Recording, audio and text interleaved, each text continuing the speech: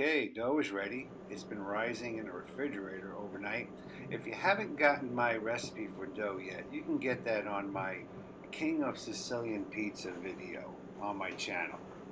Alright, now we're going to go ahead and take a piece of dough and we're going to cut this in half, and then we're going to cut that into half-inch ribbons. Don't press on the dough. You want to keep it nice and fluffy. And then I'm going to show you in kind of a slow motion frame how to twist these into little knots. All you do is twist it around your finger, tuck it underneath the dough, and pull on top, and you have a perfect knot. Now it may take you a few tries to get, but once you get the knack of it, you'll breeze through a tray of these in no time. Some interesting history about these garlic rolls. Back in 1979, my father and I opened up a little Italian restaurant in Garland, Texas, of all places. Called it a Taste of Italy. And we used to serve regular French bread with each entree. One Friday evening, we got so busy, we ran out of bread. So my dad whips out the pizza dough, cuts it into strips, ties them in knots, bastes them with garlic and butter, and the rest is history. We've not stopped since. After 40 years, that restaurant is still there, and they're very well known for those garlic rolls. I'm going to go ahead and put these rolls in the oven. I went ahead and preheated it to 120 degrees, and then I turned it off. So this way the rolls would rise a lot quicker in there.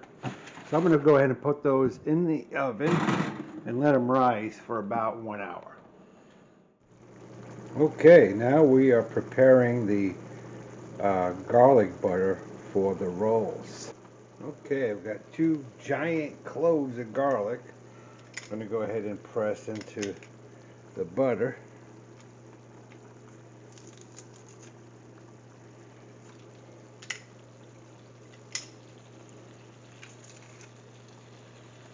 Let that cook in there.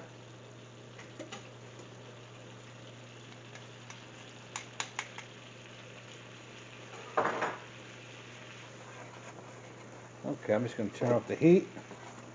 That will melt in just a second. Right, the rolls have risen. They are ready to go into the oven. I went ahead and heated the oven to 450 degrees, and it should take no less than, no more than 10 minutes.